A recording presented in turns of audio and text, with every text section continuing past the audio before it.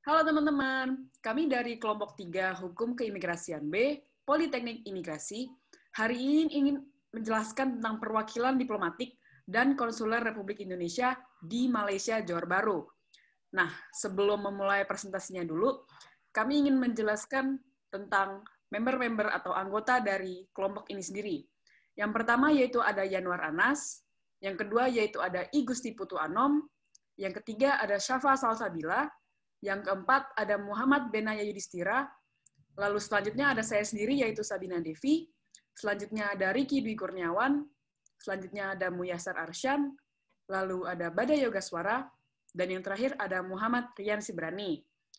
Nah, untuk memulai presentasi kita, saya ingin terlebih dahulu menjelaskan mengenai yang hal-hal dasarnya, seperti pengertian dari perwakilan Republik Indonesia di luar negeri, yang dimana selanjutnya disebut dengan perwakilan adalah perwakilan diplomatik dan perwakilan konsuler Republik Indonesia, yang secara resmi mewakili dan memperjuangkan kepentingan bangsa, negara, dan pemerintah Republik Indonesia secara keseluruhan di negara penerima atau pada organisasi internasional, yang dimana pengertian ini merupakan berdasarkan dari Pasal 1 Keputusan Presiden Nomor 108 Tahun 2003 tentang Organisasi Perwakilan Republik Indonesia di luar negeri. Lalu untuk materi selanjutnya akan disampaikan oleh rekan saya Riki Dwi Kurniawan. Untuk Riki dapat dipersilakan. Ya, selanjutnya kita membahas tentang perwakilan diplomatik dan konsuler Republik Indonesia di Malaysia, Johor Bahru. Di sini akan membahas ada dua. Yang pertama, perwakilan diplomatik. Kedutaan Besar Republik Indonesia dan Perutusan Tetap Republik Indonesia yang melakukan kegiatan diplomatik di seluruh wilayah negara penerima dan atau pada organisasi internasional untuk mewakili dan memperjuangkan kepentingan bangsa, negara, dan pemerintah Republik Indonesia atau dipimpin oleh seorang duta besar luar biasa. Yang kedua, perwakilan konsuler. Konsulat Jenderal Republik Indonesia dan Konsulat Republik Indonesia yang melakukan kegiatan konsuler di wilayah kerja di dalam wilayah negara penerima untuk mewakili dan memperjuangkan kepentingan bangsa, negara, dan pemerintah Republik Indonesia atau dipimpin oleh seorang konsul jenderal. Next.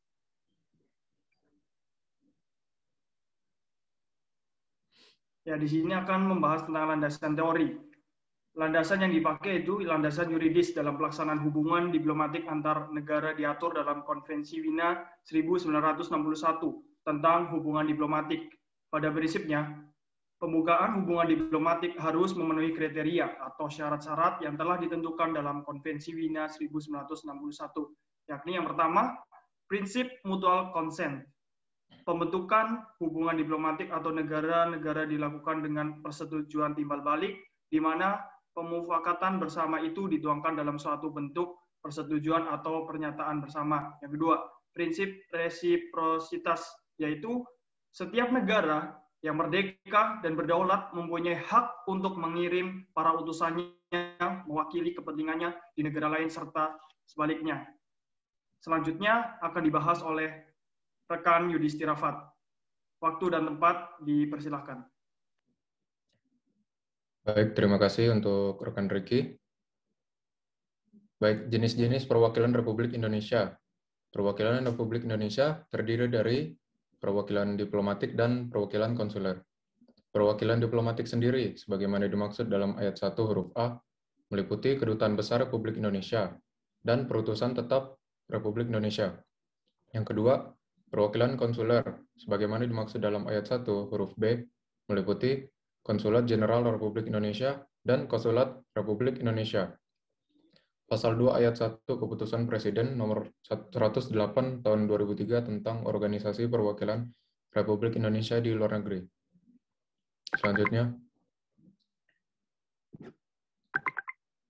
Kedutaan Besar Republik Indonesia di Malaysia yang terletak di Jalan Tun Razak, Kuala Lumpur ini merupakan misi diplomatik Indonesia di negeri jiran. Pada masa prakemerdekaan Malaysia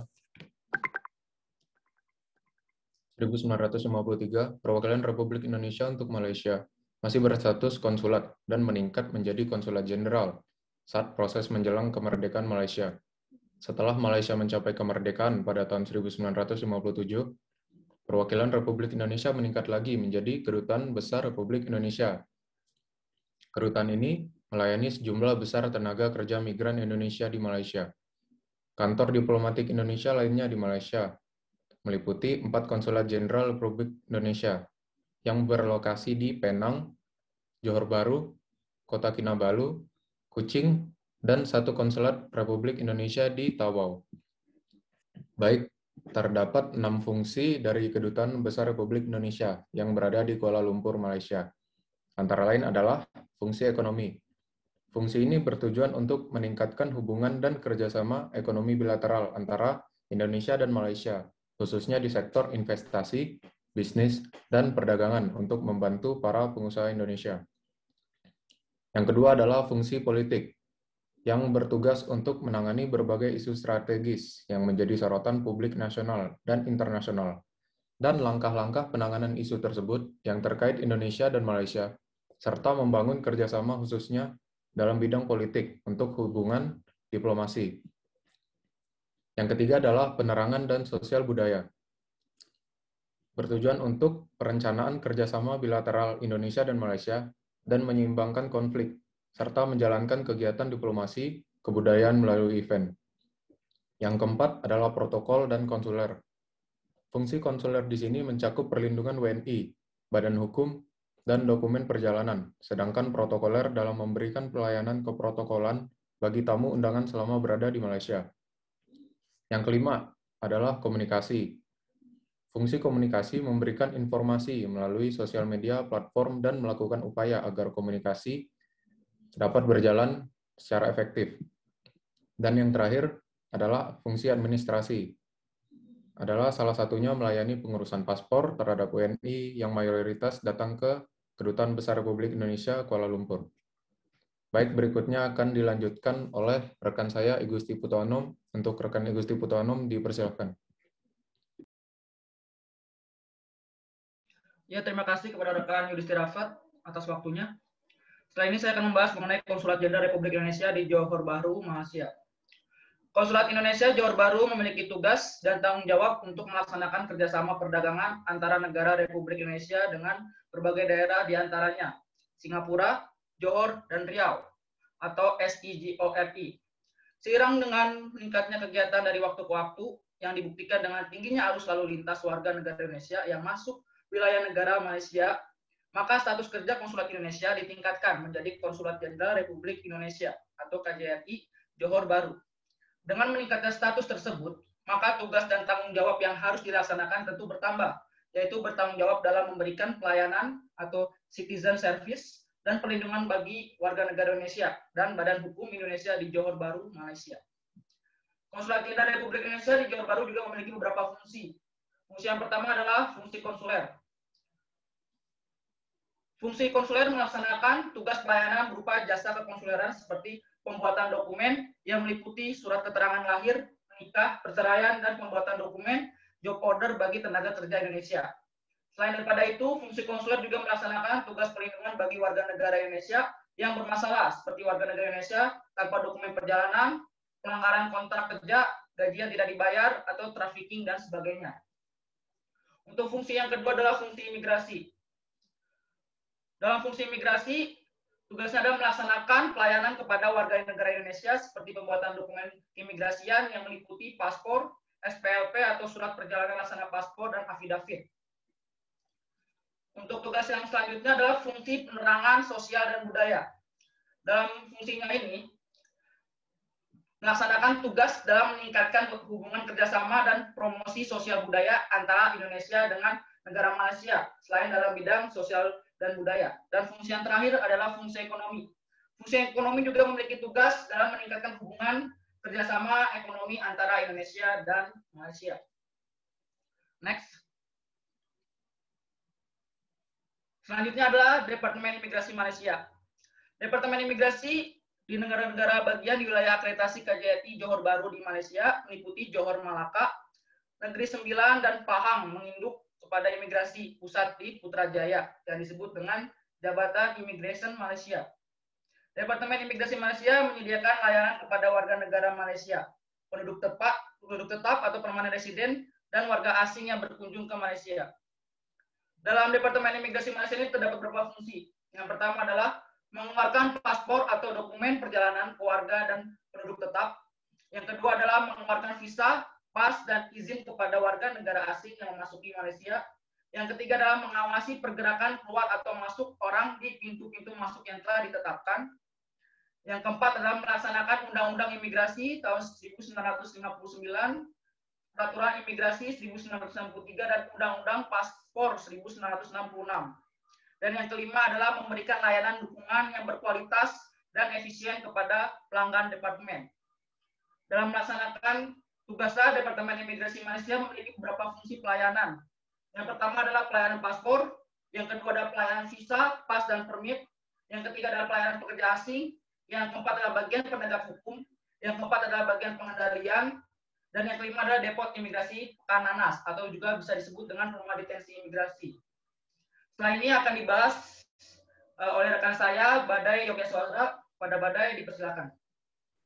Baik, terima kasih atas rekan saya penjelasannya oleh rekan Anom. Izin saya menjelaskan mengenai kasus ya keimigrasian terhadap perwakilan Republik Indonesia di Malaysia, Johor Bahru. Yang tentunya kami di sini mengambil dua masalah ya. Yang pertama, case pertama mengenai kebijakan KJRI Johor Bahru dalam mengatasi permasalahan pelayanan pendidikan bagi anak-anak pekerja migran Indonesia. Next. Di sini kebijakan KJRI Johor Bahru dalam mengatasi permasalahan pelayanan pendidikan bagi anak-anak pekerja migran Indonesia. Di antaranya yang pertama, dengan banyaknya tenaga kerja Indonesia di Malaysia, ternyata hal itu diiringi dengan bertambahnya jumlah anak pekerja migran di Malaysia yang tidak berdokumen kesulitan dalam mendapatkan hak pendidikannya. Kehadiran negara untuk memenuhi hak pendidikan bagi anak-anak pekerja migran masih mengalami kendala, khususnya dalam menghadirkan CLC di Semenanjung Malaysia. Meskipun demikian, upaya pemerintah Indonesia melalui perwakilan di Malaysia tetap dilakukan untuk memenuhi hak pendidikan bagi warga negaranya. Kedua, melakukan kerjasama yang dilakukan oleh KJRI Johor Bahru melalui Kementerian Luar Negeri dengan Kementerian Pendidikan dan Kebudayaan untuk mendirikan Sekolah Rintisan Sekolah Indonesia Johor Bahru atau SIJB bagi anak-anak pekerja migran Indonesia di Johor Bahru. KJRI Johor Bahru dalam memenuhi hak pendidikan bagi anak-anak pekerja migran Indonesia di Johor Bahru melakukan kerjasama dengan tokoh-tokoh masyarakat dan diaspora Indonesia dalam pendirian Indonesian Community Center atau ICC di Muar Johor. ICC Muar resmi didirikan pada 24 September tahun 2016. Berikut yang ketiga, program ICC meliputi kegiatan edukatif untuk anak-anak. Selain itu, melalui program ICC ini, anak-anak diperkenalkan dengan materi-materi terkait dengan Indonesia seperti kewarganegaraan, pelajaran sains, sejarah, bahasa, dan budaya. KJRI Johor Bahru juga bekerjasama dengan Permai untuk merintis Indonesian Community Center atau ICC di Kuantan, Pahang. Tujuan berdirinya ICC Kuantan merupakan bentuk interaksi WNI yang berada di Pahang melalui program kegiatan edukatif untuk anak-anak pekerja migran Indonesia. Yang keempat, hambatan yang ditemui oleh KJRI Johor Bahru dalam memberikan pelayanan pendidikan anak-anak pekerja migran Indonesia diantaranya adalah perizinan operasional sekolah. Menteri Luar Negeri Republik Indonesia telah menyampaikan surat rekomendasi penerbitan izin operasional SIJB kepada Menteri Pendidikan dan Budaya, namun hingga saat ini Mendikbud belum mengeluarkan surat keputusan tersebut, dan persoalan lainnya juga terkait perizinan adalah izin pemerintah Malaysia. Pada dasarnya, kegiatan layanan pendidikan yang dibuka oleh pemerintah Malaysia adalah untuk anak-anak yang berada di Sabah dan Sarawak. KJRI Johor Bahru telah mengusulkan pokok-pokok pembahasan terkait dengan perluasan izin pelayanan pendidikan di Semenanjung. Next, berikutnya akan dijelaskan oleh rekan kita, Yanur Anas. Terima kasih. Baik, terima kasih atas yang diberikan oleh Badai. Case kedua yaitu peranan KJRI Johor Bahru dalam perlindungan hukum upah kerja TKI yang tidak sesuai dengan perjanjian kerja. Next. Dalam pasal 6 Undang-Undang Nomor 39 Tahun 2004 tentang penempatan dan perlindungan tenaga kerja Indonesia di luar negeri, tercantum bahwa pemerintah bertanggung jawab untuk meningkatkan upaya perlindungan tenaga kerja Indonesia di luar negeri. Dengan ini dapat dilihat bahwa pemerintah yang dimaksud adalah KBRI atau KJRI yang mana konsennya ialah upaya KBRI atau KJRI untuk perlindungan hukum di berbagai bidang untuk tenaga kerja Indonesia. Namun, dalam Memorandum Konsulat Jenderal Republik Indonesia Johor Bahru mendata bahwa ada banyaknya laporan pengaduan tenaga kerja Indonesia, baik yang mempunyai kasus kekerasan fisik yang dilakukan majikan kepada pekerja maupun upah gaji yang tidak sesuai perjanjian kerja. Banyaknya kasus yang terjadi terhadap tenaga kerja Indonesia membuat pemerintah harus lebih melihat dan melindungi dengan berbagai bentuk perlindungan hukum sebagai benteng warga negara Indonesia dalam mendapatkan perlindungan dan haknya dalam bekerja di luar negeri. Perjanjian kerja mengatur hubungan kerja antara pemberian kerja dan PMI yang isinya meliputi unsur pekerjaan, upah, dan perintah. Perjanjian kerja tersebut disepakati dan ditandatangani oleh kedua belah pihak. Perjanjian kerja yang dibuat oleh Pelaksana Penempatan Tenaga Kerja Indonesia Swasta atau PPTKIS memuat klausul hak dan kewajiban kedua pihak. Salah satunya yaitu kewajiban majikan membayar upah dari hasil kerja PMI sejumlah uang yang sudah ditentukan. Dalam beberapa situasi, kasus majikan yang tidak memenuhi perjanjian kerja atau upah yang tidak dibayar marak terjadi terhadap PMI yang bekerja dalam sektor rumah tangga. Hal ini disebabkan karena daya jual dan kompetensi PMI kurang siap untuk memenuhi kebutuhan praktek kerja yang sesungguhnya. Lalu, sedikit sekali upaya pemerintah dan BPTKIS untuk membantu menyelesaikan perselisihan tersebut. Para oknum cenderung lepas tanggung jawab dalam memberikan perlindungan ketika PMI telah selesai ditempatkan untuk bekerja di luar negeri. Next. KBRI atau KJRI selaku sebagai perwakilan pemerintah di luar negeri dalam hal ini terus melakukan upaya pelayanan dan perlindungan warga negara Indonesia yang bekerja di luar negeri. Perlindungan hukum terhadap tenaga kerja termasuk terhadap hak berupa pengupahan yang sesuai perjanjian kerja wajib diberikan dan menjadi tanggung jawab pemerintah. Serta pihak pemerintah dapat mengontrol dan melindungi warga negara Indonesia di luar negeri. Adanya juga penetapan gaji minimum bagi pekerja migran Indonesia di Malaysia dengan ketentuan Perintah Gaji Minimum nomor No KSM /PUUR 600-1/2/171 yang ditandatangani Menteri Sumber Manusia Malaysia menjadi dasar hukum dalam penetapan upah kerja para pekerja Indonesia di luar negeri. Dengan adanya ketentuan-ketentuan yang mengatur di atas tentang perlindungan tenaga kerja tentang upah yang diatur salah satunya yaitu tentang perlindungan hukum serta mekanisme penyelesaian masalah upah kerja terhadap pekerja Indonesia yang bekerja di luar negeri. Dalam penyelesaian masalah upah yang tidak dibayar sesuai perjanjian kerja, KJRI Johor Bahru menyediakan fasilitas shelter untuk menampung para PMI yang melarikan diri untuk mencari perlindungan, di mana para PMI tidak perlu mengeluarkan uang sepeser pun. Mereka harus menunggu sampai proses hukum di pengadilan Malaysia atau negosiasi dengan mantan majikan selesai. Permasalahan upah di bawah standar menyangkut masalah pelanggaran isi perjanjian kerja. Dengan demikian, penyelesaian yang dapat ditempuh adalah melalui negosiasi sampai kepada advokasi atau jalur hukum. Berikutnya akan dijelaskan oleh rekan kita, Safwa Salsabila.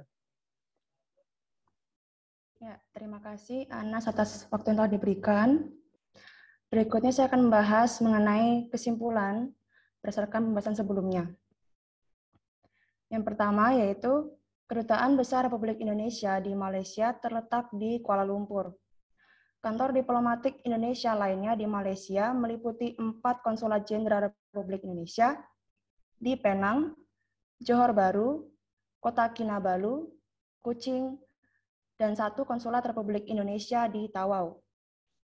Meningkatnya status konsulat Republik Indonesia menjadi Konsulat Jenderal Republik Indonesia di Kuala Lumpur, maka tugas dan tanggung jawab yang harus dilaksanakan pun tentu berubah, yaitu bertanggung jawab dalam memberikan pelayanan atau citizen service dan perlindungan bagi warga negara Indonesia atau WNI dan Badan Hukum Indonesia di Johor Bahru, Malaysia. Dalam melaksanakan tugas dan tanggung jawabnya, Konsulat Jenderal Republik Indonesia atau disingkat KJRI di Johor Bahru memiliki 4 fungsi sebagai unit kerja, di antaranya yaitu fungsi konsuler, fungsi imigrasi, fungsi penerangan dan sosial budaya, dan fungsi ekonomi. Kemudian, berdasarkan hasil pembahasan mengenai kebijakan KJRI Johor Bahru dalam mengatasi permasalahan pelayanan pendidikan anak-anak pekerja migran Indonesia, maka dapat disimpulkan sebagai berikut. 1. Melakukan kerjasama dengan Kementerian Pendidikan dan Kebudayaan dalam pengembangan sekolah Indonesia Johor Bahru. Yang kedua, melakukan kerjasama dengan tokoh-tokoh masyarakat Indonesia dan diaspora Indonesia dalam pendirian Indonesian Community Center atau ICC Muar.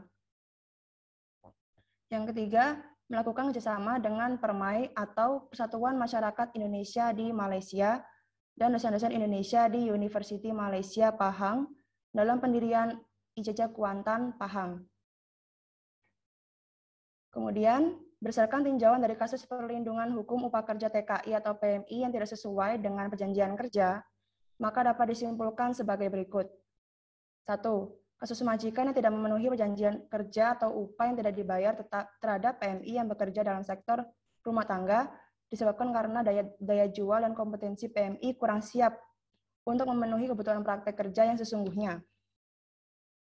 Dalam mengatasi permasalahan ini, sangat sedikit sekali upaya pemerintah dan PPT KIS untuk membantu PMI menyelesaikan perselisihan dengan majikannya. Pemerintah maupun PPT KIS cenderung lepas tanggung jawab dalam memberikan perlindungan ketika PMI telah selesai menempatkan PMI untuk bekerja di luar negeri. Pemerintah yang dimaksud di sini adalah Konsulat Jenderal Republik Indonesia Johor Bahru. Yang kedua, perlindungan hukum terhadap tenaga kerja termasuk dalam hal perlindungan terhadap hak berupa pengupahan yang sesuai perjanjian kerja wajib diberikan dan menjadi tanggung jawab pemerintah baik di dalam negara Indonesia maupun perwakilan negara yang berada di luar negara Indonesia, seperti Kedutaan Besar Republik Indonesia atau Konsulat Jenderal Republik Indonesia yang menjadi perwakilan suatu negara yang berada di luar negara Indonesia yang juga dapat menjadi kontrol maupun pelindung warga negara Indonesia di luar negeri, secara khusus Malaysia. Kemudian ketiga, peran KJRI Johor Bahru Malaysia dalam perlindungan hukum upah tenaga kerja Indonesia telah berjalan dengan baik, dengan adanya pendekatan pada instansi kerajaan Malaysia dan adanya kenyataan akhbar Malaysia atau pengumuman budget pada tahun 2019 oleh kerajaan Malaysia dengan nomor 0007-WN-01-2019-13 menunjukkan bahwa adanya perlindungan hukum terhadap upah kerja tenaga kerja Republik Indonesia serta dijadikan sebagai landasan untuk perlindungan upah tenaga kerja Indonesia. Slide berikutnya akan dijelaskan oleh rekan saya, Rian. Ya, terima kasih rekan Syafa. Selanjutnya ialah hambatan yang ditemukan dan saran yang direkomendasikan. Yang pertama yaitu kurangnya kesediaan bangunan, sekolah, dan fasilitas pembangunan pendidikan. Sebaiknya membuka peluang donasi bagi masyarakat Indonesia yang ingin membantu secara finansial maupun material untuk keperluan pendidikan bagi anak pekerja migran Indonesia di Malaysia. Yang kedua, Mendikbud belum mengeluarkan SK izin operasional SIJB dan belum adanya izin dari pemerintah Malaysia. Sebaiknya KJRI Johor Bahru segera bersurat kepada Mendikbud dan pemerintah Malaysia untuk menginformasikan maraknya kebutuhan pendidikan bagi anak dari PMI. Yang ketiga, yaitu layanan pendidikan belum dapat diakses oleh semua anak PMI, mengingat keterbatasan dokumen pribadi. KJRI Johor Bahru dapat melakukan kerjasama dengan Dinas Kependudukan dan Catatan Sipil Indonesia untuk dapat membantu menyelesaikan masalah keterbatasan dokumen-dokumen yang diperlukan untuk mendapatkan fasilitas pendidikan. Selanjutnya akan diteruskan oleh rekan saya Muyasar. Terima kasih rekan Rian. Untuk case yang kedua, bentar. Untuk yang case kedua ada hambatan yang ditemukan dan saran yang direkomendasikan. Pertama, ada banyak kasus yang terjadi terhadap TKI. Saran dari kami, pemerintah harus lebih melihat dan melindungi dengan berbagai bentuk perlindungan hukum sebagai benteng warga negara Indonesia dalam mendapatkan perlindungan dan haknya dalam bekerja di luar negeri. Yang kedua, ada para PMI yang melarikan diri untuk mencari perlindungan. Sarannya, perlu dibentuknya payung hukum yang dapat menyelesaikan atau mempersingkat proses hukum tersebut harus selesai dalam tempo tertentu agar PMI tersebut tidak ditampung terlalu lama sebelum dapat dipulangkan ke daerah asal mereka. Yang ketiga, ada majikan tidak bersikap kooperatif. Sarannya, staf konsuler harus bersikap tegas terhadap majikan tersebut agar tidak bersikap semena-mena dan berkenan untuk menyelesaikan pembayaran gaji tenaga kerja yang bersangkutan. Yang keempat, ada kurangnya pengetahuan dan pemahaman TKI. Saran kami, memberikan perlindungan yang terdiri dari dua jenis. Perlindungan normatif, yaitu dilakukan dengan cara membentuk peraturan perundang-undangan, dan perlindungan teknis, yaitu pemberi sosialisasi, pengadaan pembinaan dan pelatihan kerja, pemberian jaminan sosial, pemberian fasilitas pemenuhan hak calon PMI, dan lain-lain.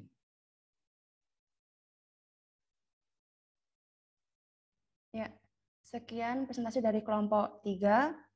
Kurang lebihnya kami mohon maaf. Wassalamualaikum warahmatullahi wabarakatuh.